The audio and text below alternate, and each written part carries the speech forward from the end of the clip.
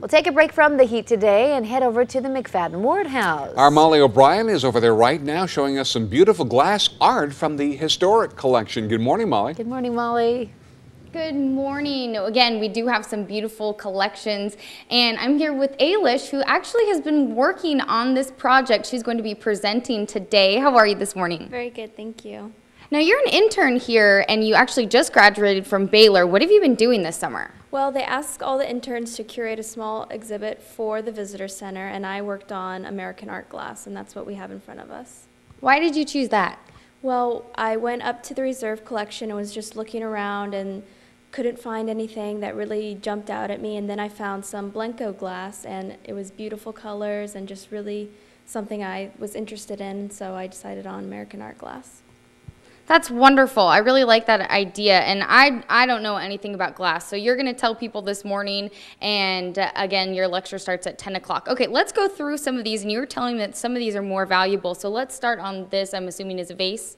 I think it's actually a drinking glass, but there's three main techniques for different kinds of art glass, and it's blown glass, and then we have cut glass and pressed glass. And blown glass is usually the technique favored by most glass makers because you're with the material the entire time throughout its whole production. And then cut glass is also very sought after because the artist is also with it the entire time and actually cutting away at the glass. And over here we have pressed glass, which is actually the bubble of molten glass is poured into a mold. And so the artist usually isn't with it the entire time. It's more of a machine-made object, but it's still very beautiful, as you can see. What about coloring? Coloring, you put different minerals into it, and there's a lot of different things that go into it, different metals, and this blue, I'm not sure how they got it, but it's a very pretty color.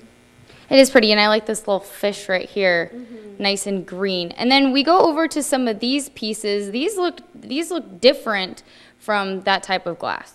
Right, these are also pressed glass. This is actually Lott, which is a very famous French glass-making company.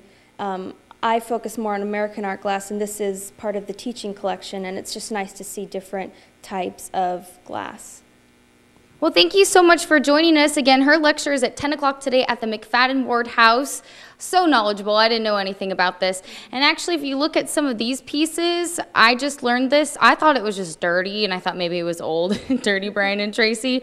But that's the coloring of it. So that's a little bit interesting to me. And then real quick, we're going to move over to this case. Coming up in just a little bit, this is the treasure chest over here, McFadden Ward, their glass collection. So coming up in just a little bit, we're going to showcase some of that. So make sure you stay with us. And again, if you want to hear Ailish's lecture, it's at 10 o'clock today at the McFadden Ward House. Good morning, I'm Tracy Koenig. Meteorologist Jeff Gerber has your forecast coming up in just a moment.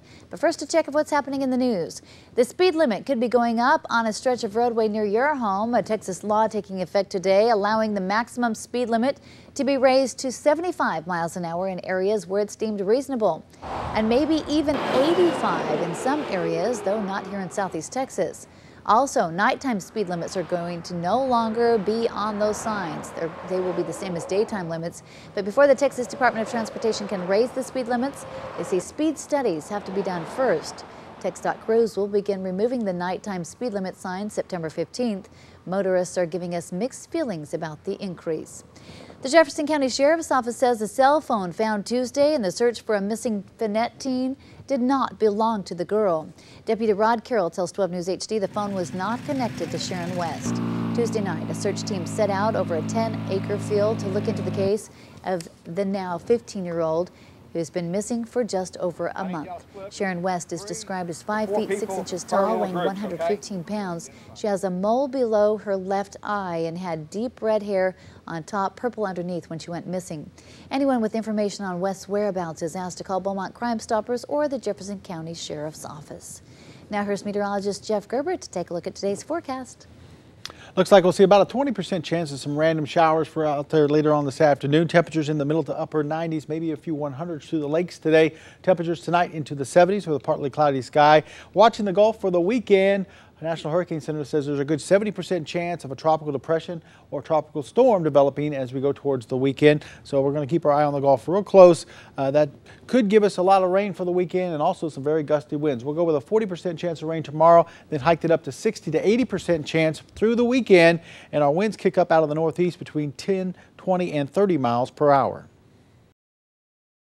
Still ahead, Lamar's gearing up for its season opener tomorrow against Texas College, and Dave Hofferth has the morning sports report coming right up. But first, Southeast Texas has many flood-prone areas. Details on what the city of Beaumont's planning to do about it. The anniversary of 9/11 is just around the corner. We have details of a fitting memorial. But first, being at the right place at the right time. Details on a guy who became a police officer's hero. Coming up, more on the missing 15-year-old Sharon West. Details on a new search that took place yesterday. Also, a grand jury says there is enough evidence to support capital murder charges. More details on the couple accused of beating a 4-year-old to death. Well, coming up on 12 News Daybreak, good news for those who noticed the crack on Highway 69. Repairs are on the way. But first, details on the new search for Sharon West. We have latest details and the results. It's 5:33 now on 12 News Daybreak.